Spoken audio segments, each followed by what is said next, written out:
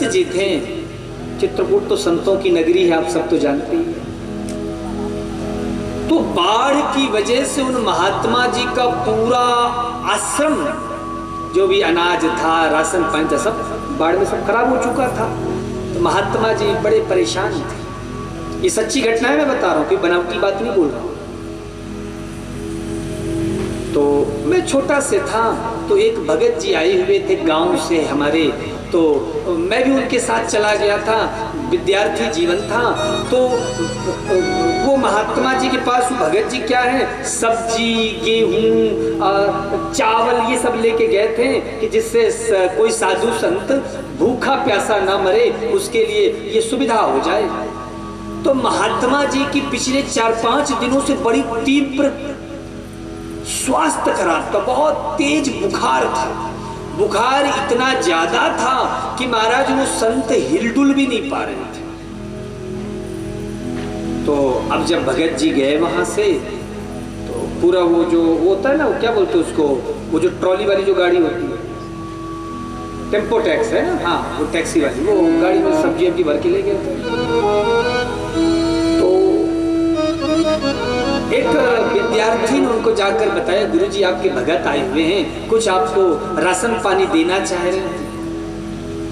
अब महात्मा जी तो बोल भी नहीं पा रहे थे, हिलडुल भी नहीं पा रहे थे, लेकिन जब उन्हें लगा कि नहीं इस भगत से मिलना चाहिए, क्योंकि यह बड़े सुंदर भाव से आया है, तो ये सच्ची घटना है, मेरी आंखों देखी घटना। महाराज वो महात्मा जी ने एक काली सी कंबल ओढ़े थे, वो कंबल उतारा और महाराज वहीं रख दिया, और ऐसे बैठे जैसे बिल्कुल एकदम ठीक ठाक। महाराज वो कंबल एक तरफ पड़ा हुआ है, और ऐसा बालापन की बुद्धि है कि मेरी बाल्य से तो ज्यादा हम समझते नहीं थे चीजों को, लेकिन अब उन चीजों को हम सोचते हैं काश उन महात्मा जी से हम भी मिले होते अच्छे से। बालापन की बुद्धि थी, प्रणाम किया, गुरुजनों ने कहा तो राधे राधे रामा रामी हो गए, बस अपना खेल कूद में इधर उधर में मस्त। तो मेरी अवस्था लगभग वही 5-6 वर्ष की आयु की थी। तो महाराज वो महात्मा जी बिल्कुल अच्छे से बैठे बात कर रहे हैं। तो भगत जी ने पूछा, महाराज आप तो भी बिल्कुल ठीक हैं, तो आपके अंदर यदि इतना सामर्थ्य है कि आप बिल्कुल स्वस्थ रह सकते हैं, ठीक रह सकते हैं, तो आप ये कष्ट भोग क्यों रहे हैं, आप ये दुख सह क्यों रहे हैं, अरे आप मत सहो ना ये दुख। तो महात्मा जी ने जो बात कही वो बड़ी सुंदर है और वो शब्द धारण करने योग्य, इसीलिए मैंने ये बात आपको चर्चा सुनाई।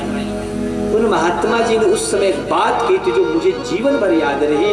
उन्होंने कहा, देखो भगत जी, जो प्रारब्ध में होता है उसे मनुष्य को भोगना पड़ता है। यदि आज हम यहाँ नहीं भोगेंगे तो इस भोग को भोगने के लिए हमें अगला जन्म लेना पड़ेगा, और उस अगले जन्म में फिर इसी कष्ट को भोगे। इससे अच्छा जो भी हमारे प्रारब्ध में सुख दुख है वो सब इसी जन्म में एक ही शरीर में भोग लो, ताकि दोबारा इस संसार में हमें जन्म ना लेना। अगर मनुष्य शरीर पा करके तुम्हें फिर इस धरती पे आना पड़ा तो धिक्कार है तुम्हारे जीवन को, क्या फायदा।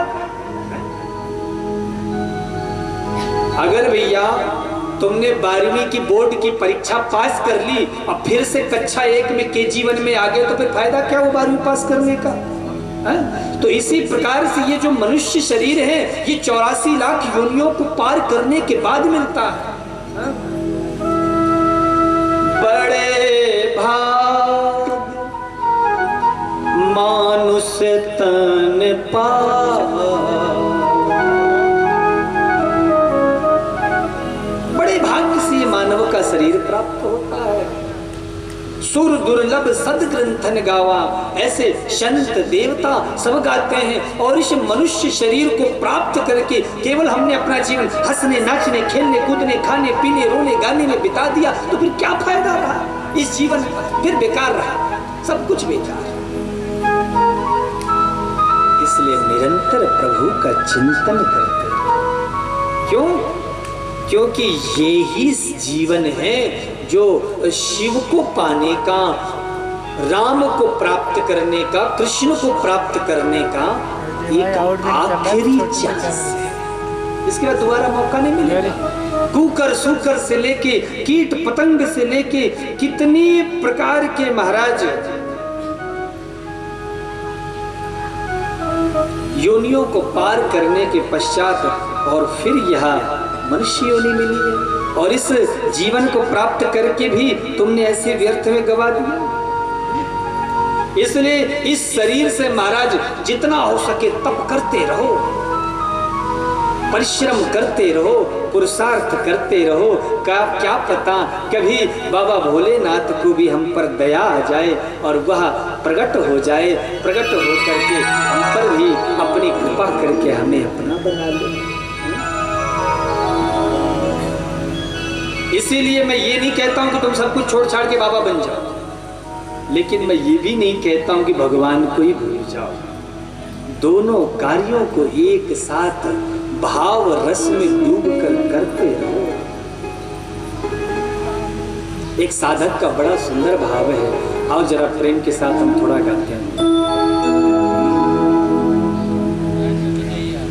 हरि नाम की माला जप ले, पल की खबर नहीं, वो पल की खबर नहीं। अंतर घट मन को मथले, पल की खबर नहीं, पल की खबर नहीं। जो श्वास गई है वो लौट के आएगी कि नहीं, इसका भी भरोसा मत करो। तो क्या करो, बोले निरंतर ओम नमः शिवाय, ओम नमः शिवाय, ओम नमः शिवाय, ओम नमः शिवाय, यही मंत्र का जाप करते रहो। शिव नाम की माला जप ले, पल की खबर नहीं, ए भोले पल की खबर नहीं।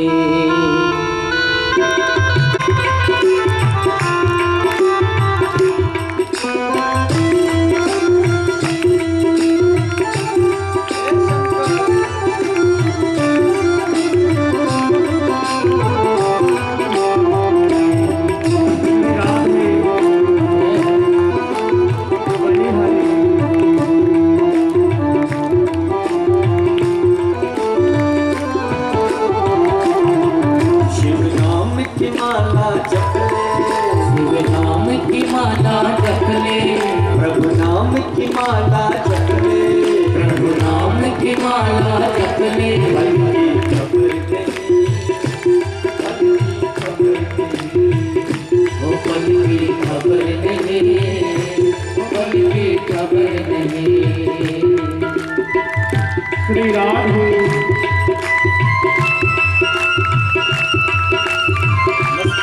बाबा की सेवा।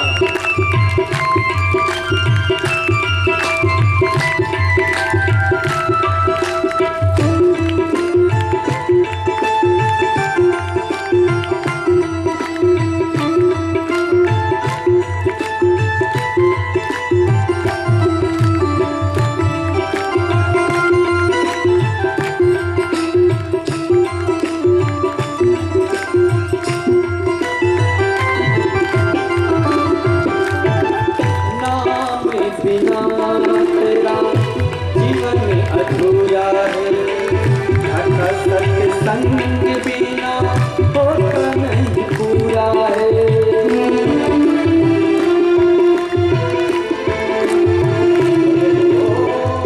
नाम बिना तेरा जीवन अधूरा है। घटा सत्य संग बिना होता नहीं पूरा है। बीती उमरिया सारी, तेरी बीती उमरिया सारी,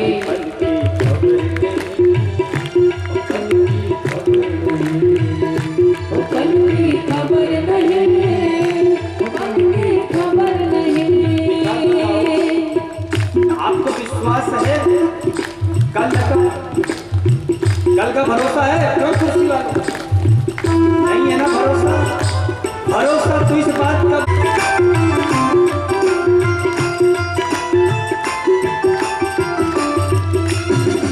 रिश्तेदार सारे मतलब यार, क्यों लगाना ये तो झूठा संसार।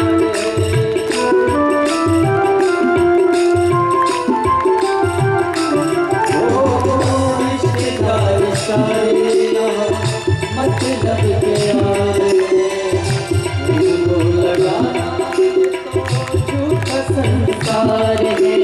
नाम से प्रीत लगा ऐसे नाम से प्रीत लगा। पीछे वालों हाँ अभी भैया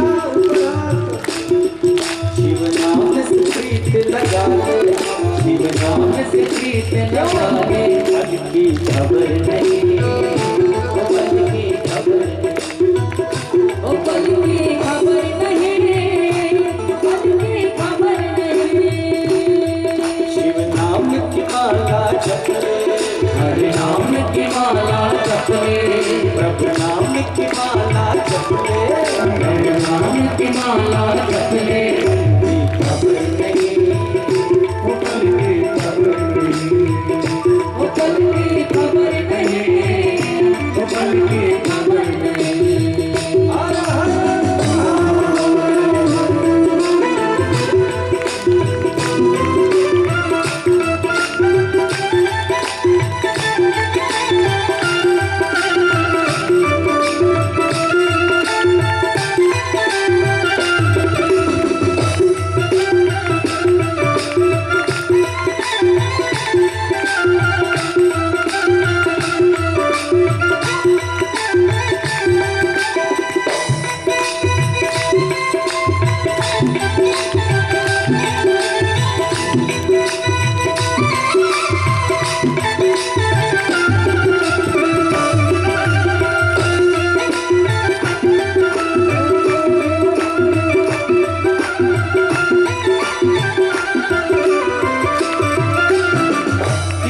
प्यारा तन तेरा प्रभु ने बनाया है।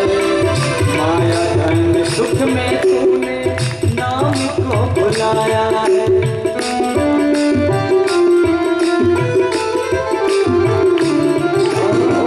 कितना प्यारा तन तेरा प्रभु ने बनाया है। माया धन सुख में तूने नाम को बुलाया है। चरण में भूल सुधारी, एक ही जगह है।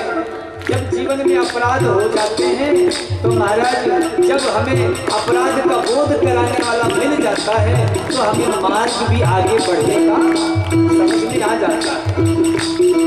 भाई जब तक हमें पता ही नहीं क्या सही है क्या गलत है तब तक उसका दोष उसका लाभ क्या। लेकिन जब गुरु बताता है कि नहीं यहाँ आकर के भजन करो तुम्हारा कल्याण होगा तो महाराज हमें बाबा के दर्शन होगा पता नहीं चलता। इसीलिए साधन कहते हो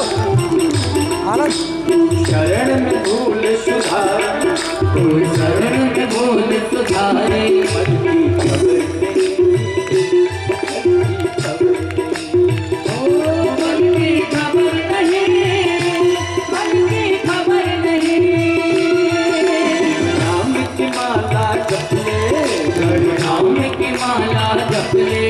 प्रभु नाम की माला जप ले, हरि नाम की माला जप ले। पल की खबर नहीं, पल की खबर नहीं, पल की खबर नहीं, खबर नहीं, पल की खबर नहीं,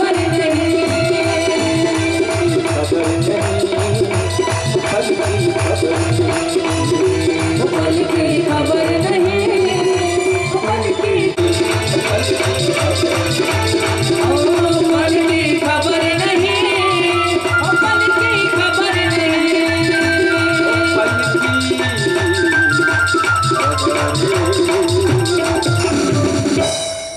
की शंकर भगवान की जय हो। हर हर महादेव।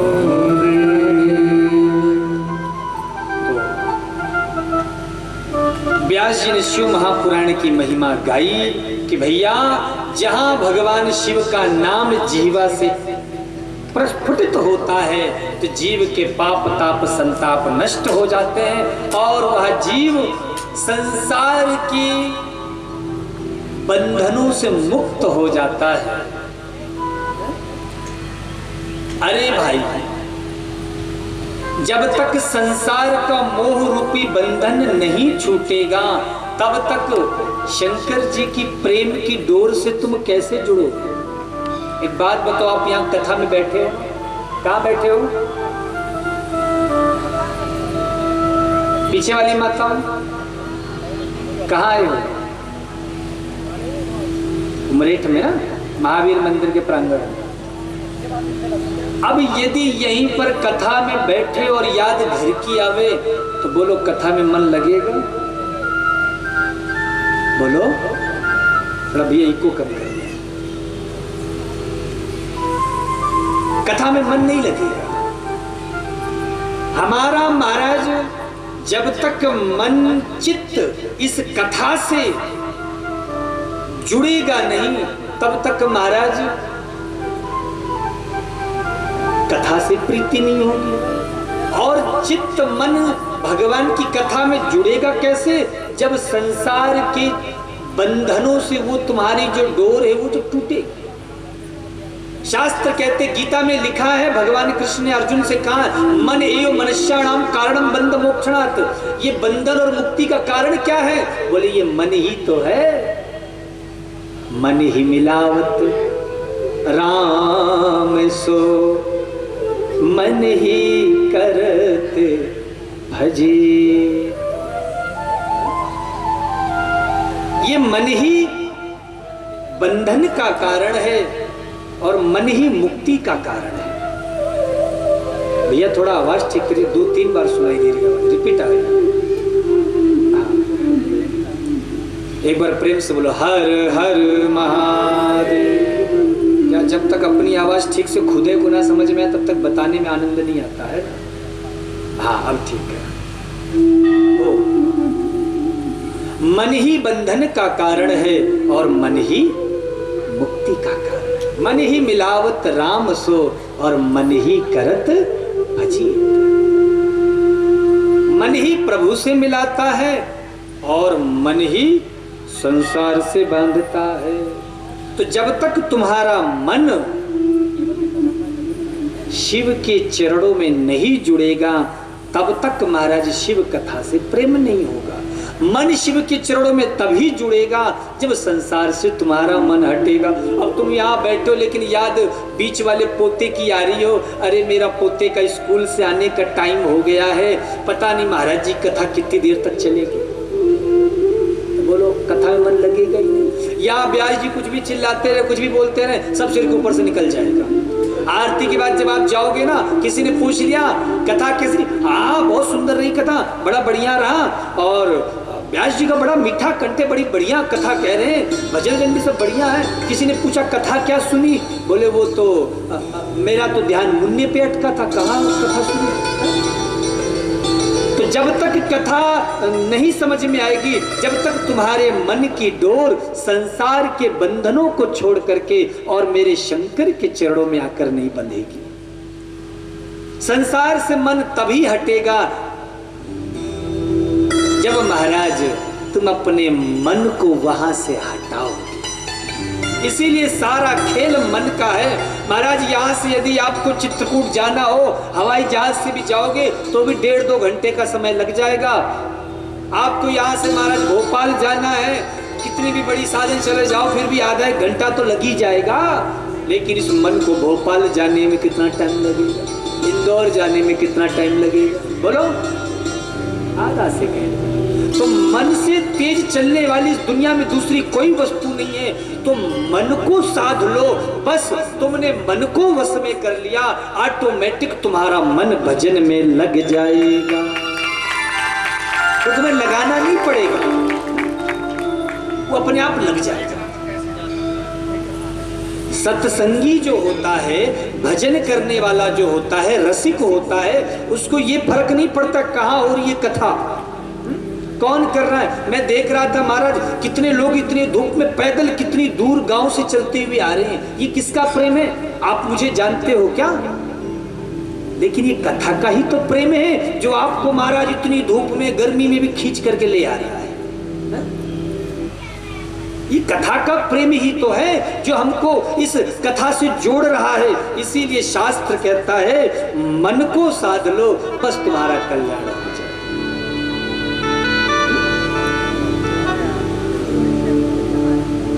मन को वश में करना है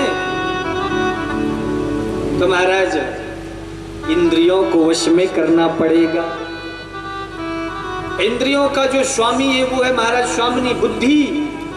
मन जो इनका सारथी है, यह वश में तभी आएंगे। मन को वश में करना है तो वाणी व्यवहार श्रेष्ठ होना चाहिए। जिसके हाथ निरंतर ठाकुर जी की सेवा में लगे रहते हो, जिसकी जिह्वा निरंतर शिव नाम का कीर्तन करती हो, जिसके नेत्र निरंतर श्री महाराज महावीर के दर्शन करते हो, उसका मन अपने आप बस में हो जाए। यही सबसे सरल साधन। भगवान भोलेनाथ की कथा से हमें क्या शिक्षा मिलती है? भगवान शिव का आपने रूप देखा है ना, हमारे बाबा भोलेनाथ कैसे दिखते हैं? कैसे? महाराज गले में नाग देवता विराजमान है,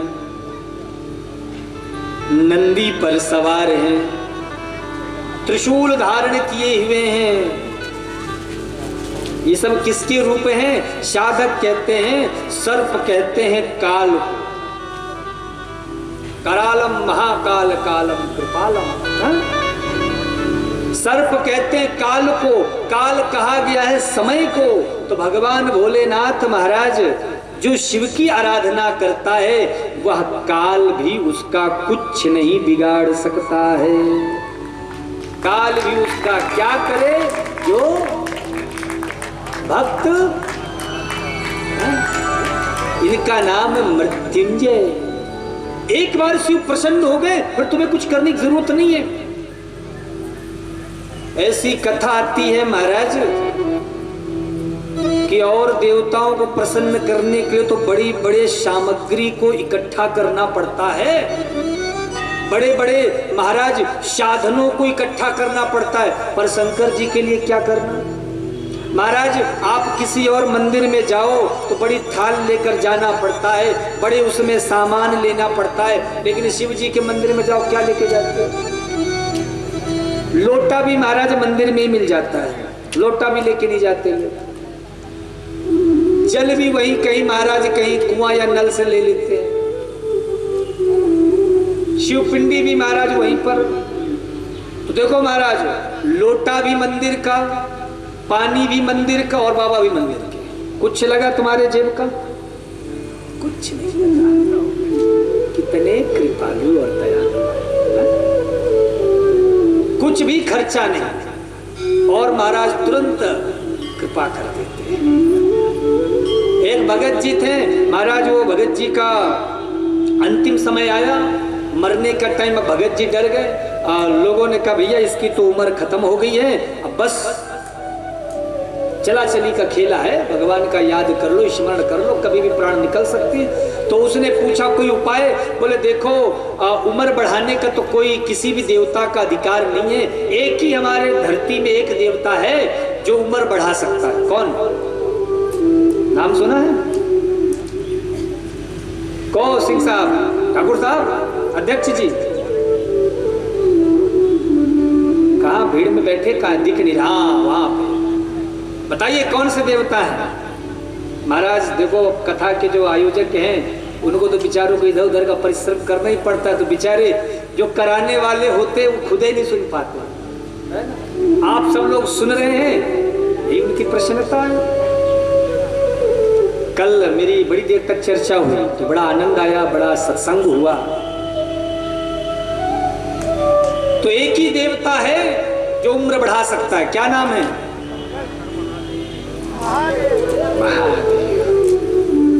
तो बोले कोई विधि, कोई लिस्ट उस्ट बना करके दो, कैसी पूजा करनी है, क्या क्या करना। बोले लिस्ट की क्या जरूरत है? कुछ नहीं, भांग धतूरा ले आओ, थोड़ा चढ़ा बढ़ा देना और प्रेम से थोड़ा दो चार स्तुति कर देना और बस हो जाएगी कृपा। अब महाराज वो भगत गया शंकर जी के पास जा करके और महाराज धतूरा चढ़ा दिया, दो चार तो भभूति अभूति चढ़ा दी, भस्मी उसमें भांग वांग चढ़ा दिया। बाबा प्रसन्न रहता है तू मस्त ध्यान में, हो रहता है तू मस्त ध्यान में, पीकर भंग का प्याला भोला डमरू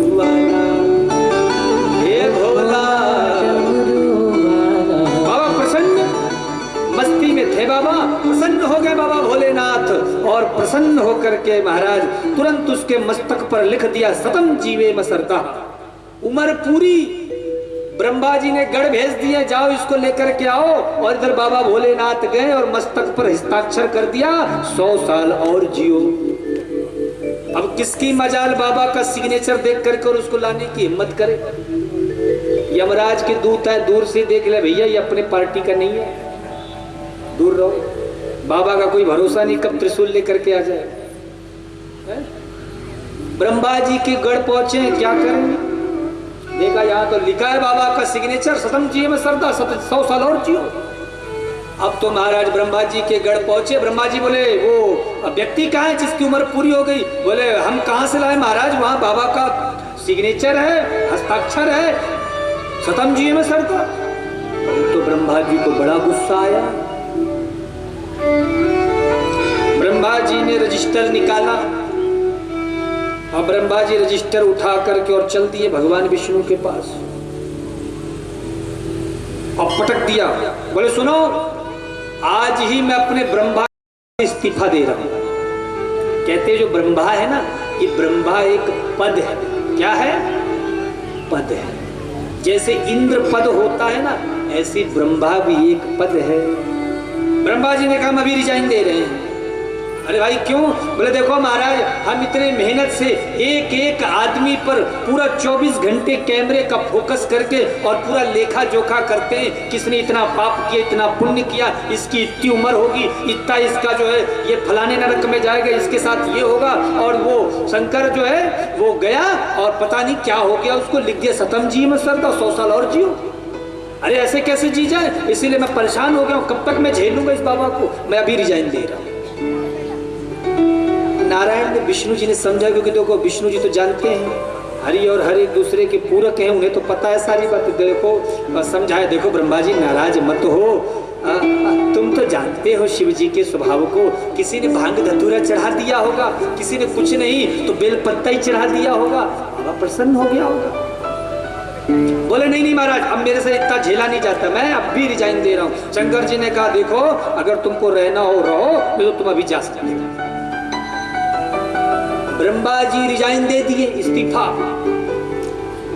इस्तीफा दे करके जैसी अपने घर को चले तो देखा बाहर महाराज सफेद सफेद दाढ़ी वाले, 4-4 मुंह वाले महाराज, सैकड़ों ब्रह्मा की लाइन लगी हुई है, सैकड़ों ब्रह्मा, सबकी शक्ल एक जैसी। ब्रह्मा जी ने सोचा ये लोग कौन है, पूछा भाई तुम कौन हो? तो पीछे वाले ने कहा बोले हम ब्रह्मा हैं। बोले तुम ब्रह्मा हो? बोले कैसे? तुम ब्रह्मा कैसे? बोले हम फलाने युग के ब्रह्मा हैं। तो तुम यहाँ कैसे? बोले क्या हुआ, एक ऐसा ही भगत था, शिव जी को अब थोड़ा पूजा वूजा कर दिया, शिव जी ने उसकी उम्र बढ़ा दी तो हमने रिजाइन दे दिया था। अब महाराज जब से रिजाइन दिया है, गलती का एहसास हुआ, तब से हम यहीं पर इंतजार कर रहे हैं अपनी बारी का। तो यहाँ क्यों खड़े हो? बोले अभी अभी हमको पता चला है कि जो गलती हमने की है, इस युग का ब्रह्मा ने भी वही गलती की है, तो अभी वो पोस्ट खाली हो गई है, तो उसी पोस्ट को लेने के लिए जा रहे हैं। ब्रह्मा जी समझ गए भैया ये तो बड़ा गड़बड़ है। तुरंत ब्रह्मा जी दौड़े दौड़े गए, अरे प्रभु नारायण क्या हुआ? बोले वो हम अपना इस्तीफा वापस कर रहे हैं। क्या मतलब? बोले अभी हमने उस इस्तीफे पे साइन नहीं किया था, वो हम अपना इस्तीफा वापस ले रहे हैं, जो भी है जैसा भी हमारा रजिस्टर हमको वापस करो। ब्रह्मा जी अपना रजिस्टर लेकर चुपचाप आ गए।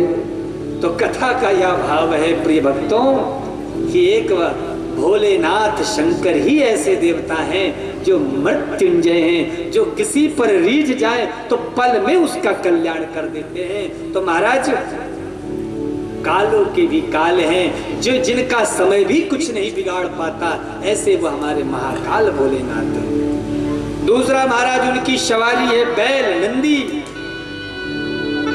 नंदी किसका रूप माना गया है? नंदी धर्म का रूप माना गया है। किसका रूप माना गया है? धर्म का।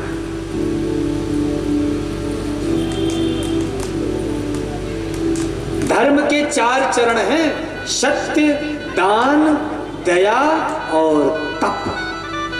ये 4 चरण बताए गए। सतयुग में 4 चरण थे, कलयुग आते आते एक ही चरण शेष रह गया। 4 चरणों में एक ही चरण। तो ये जो नंदी है ये धर्म का स्वरूप है। और ये जो धर्म क्या है, बोले जिसे धारण किया जाए। अभी आपने 1-2 दिन से आप लोग समाचार में देख रहे होंगे, हमारे महाराज काशी ऐसी शिव पुराण में कथा आती है कि ये काशी बाबा विश्वनाथ की त्रिशूल पर विराजित है। महाराज संसार में प्रलय आता है तो संसार डूब जाता है, संसार में प्रलय आता है, पूरी ये पृथ्वी जलमग्न हो जाती है, लेकिन काशी कभी जलमग्न नहीं होती। क्यों? क्योंकि वेदव्यास जी महाराज कहते हैं जब प्रलय का समय आता है तब बाबा विश्वनाथ त्रिशूल में काशी को धारण कर लेते हैं। अरे तीनों लोके से न्यारी त्रिशूल की नोके पे शंभो सजाए हैं काशी। भागीरथी अघना सती भेदे हैं बिंबे निहारे सदा अभिना। तो महाराज ये काशी बाबा विश्वनाथ की त्रिशूल पर विराजित है। और अभी आपने 1-2 दिन से समाचारों में आप सुन रहे होंगे कि जो नंदी जो धर्म का रूप है, महाराज वह इंतजार कर रहा था कहां पे, वो ज्ञानवापी मस्जिद में। किसका? बरसों से इंतजार था कि अब हमें बाबा के दर्शन होंगे। महाराज बड़े संत लगे, बड़े महाराज लोगों ने प्रयास किए, लेकिन एक ऐसा वो नंदी जो मौन होकर के महाराज और चुपचाप केवल इंतजार करता रहा। और उसका इंतजार एक दिन ऐसा हुआ, ऐसी बाबा की कृपा हुई कि आखिरकार फिलहाल उस नंदी की प्रतीक्षा पूरी हुई और हमारे बाबा विश्वनाथ उस मस्जिद के भीतर से मिल गए। बोलो शंकर भगवान की। तो ये प्रमाण है कि जहां भी आप देखो वहां शिव मिलेंगे। महाराज भगवान भोलेनाथ भारत में ही नहीं अपितु जहां तहां आप देखोगे वहां शिव पिंडी आपको मिलेगी। यही तो हमारे भोलेनाथ की उपस्थिति का सबसे बड़ा प्रमाण। प्रत्यक्षम किम प्रमाणम, प्रत्यक्ष को प्रमाण की क्या आवश्यकता है। ये तो हमारे जैसे सनातनियों का ये धैर्य है जो महाराज अपने देवता का पूजन करने के लिए इंतजार करते रहे, लेकिन समय के साथ साथ कहते इंतजार से समय धीरे धीरे घावों को भर देता है। तो वही हुआ। अभी महाराज हमारे अयोध्या में राम जी आए, अयोध्या में दिवाली मनी, और इस बार महाराज ऐसा लग रहा है कि अब काशी में भी महाराज दिव्य दिवाली मनाई जाएगी। तो ये यहाँ से व्यास मंच से मैं सिर्फ धन्यवाद ही दे सकता हूँ कि आखिरकार हमें हमारे शिव की पूजा करने के लिए कम से कम अब अधिकार मिले, हमें अपने बाबा पे जल चढ़ाने का कम से कम सौभाग्य मिले। और इस दास की अनन्यता इसलिए भी अधिक है क्योंकि मैंने अपने बाल्याकाल के समय काशी में बिताया। रुद्राष्टाध्यायी का निरंतर महाराज प्रातः काल 4 बजे से बाबा विश्वनाथ के मंदिर में जाकर के और अभिषेक करने का सौभाग्य बाल्यापन में प्राप्त हुआ है। तो कम से कम हमारे शिव का अभिषेक करने का हमको अवसर मिले, यही एक प्रार्थना है। और निश्चित